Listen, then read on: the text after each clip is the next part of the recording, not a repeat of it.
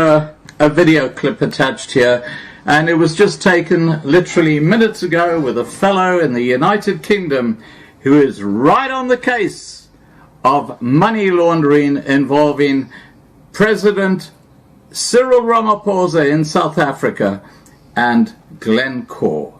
Yeah, that big company in South Africa. And what he's talking about in the video attached here looks what's happening with the live stream I've got tonight regarding how money laundering works in South Africa look like small change.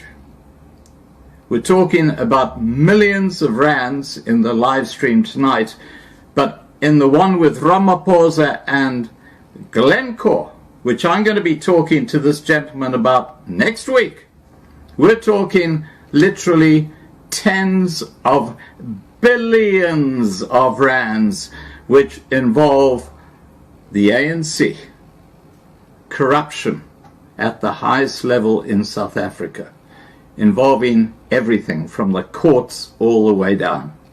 The whole system in South Africa is cactus, and that's why it's on the grey list. And believe me, the rest of the world is watching, because the money laundering system set up in South Africa, like a cancer, is starting to spread to other countries, and this is why South Africa is on the grey list, because other countries are saying, we're not going to put up with this shit. And this started under Ramaphosa's watch. He is the head of the mafia.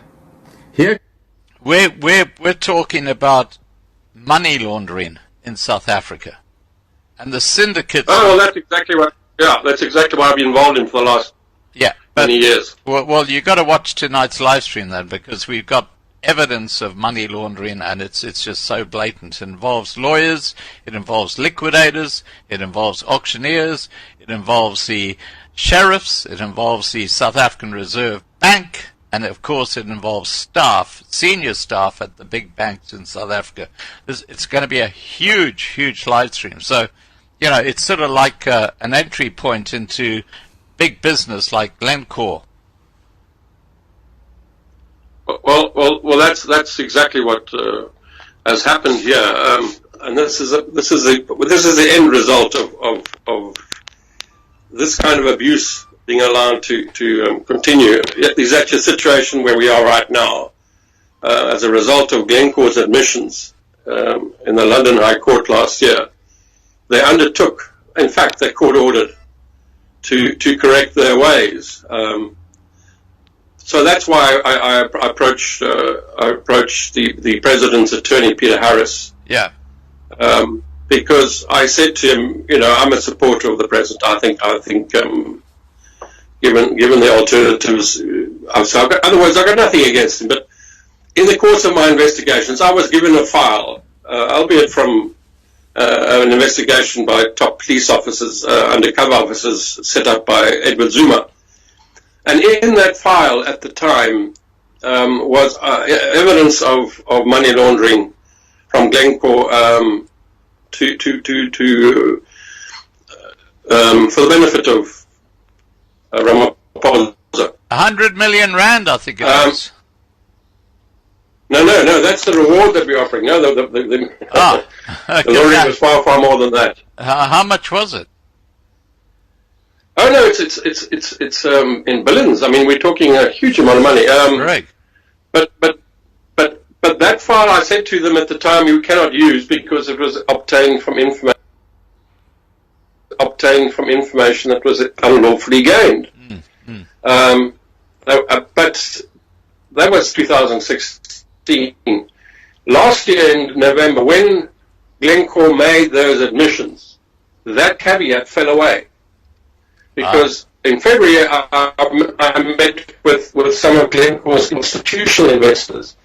Now, these are investors, HSBC Bank, Sheikh Mansour, Kuwaiti Investments. These are all multi-billion investors into Glencore. Yeah. And they said to me, can you get us information from 2005 to 2015? that would help us in making our claims, because the U.S. Department of Justice and the Serious Fraud Office in the UK, which I deal with, in the conviction against Glencore in Africa, which is now admitted fact, excluded South Africa.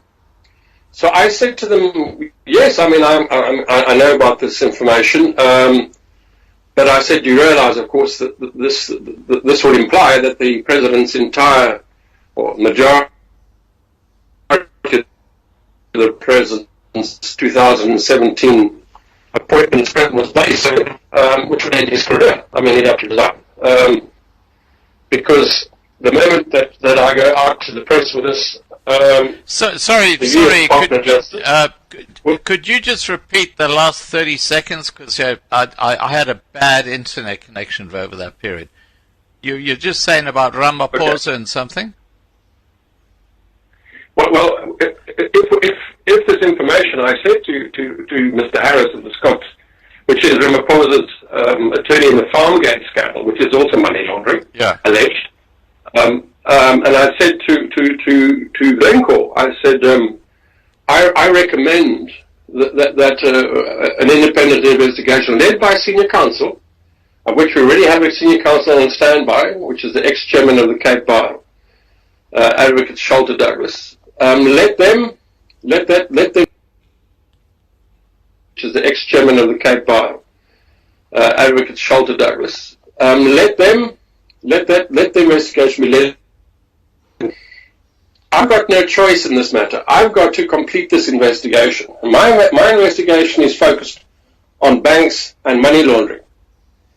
But now this evidence includes other parties like Glencore and Ramaphosa. I said that is not the focus of my focus. My mandate to report report back to the FCA in London and report back to the chairman of the London Stock Exchange is on the banks. So I said, I'm asking you, please, to be proactive as you undertake. You must remember that Glencore is court-ordered to comply now. Yeah. It's not a request. So they are court-ordered to do exactly what I asked them to do. In other words, be proactive in concerns where there are allegations of money laundering. So I said, if you don't do that and I'm forced to do it, then what I will do, because all these, investors, you must remember that each individual claim will be in hundreds of, in billions of pounds. So if Kuwait Investments or Sheikh Mansour decides to go, is that they can apply, they can match the date of their investment to the period of corruption that's been proven, and then they can get the amount of their investment back automatically. Yeah. They don't even have to go to court because of a legal precedent in the UK law which allows that. Now, so in other words, each of these investors, the value of this information is £1 billion plus up. Wow. So I said, I can get the information. If you want me to do it, then I have to advertise. At 1% of the money that you recoup from the admitted corruption from Glencore in South Africa, then I would recommend we offer that 1% of what you recoup. There's the terms and conditions to the witnesses coming forward. Now, £5 million is 1% of one claim.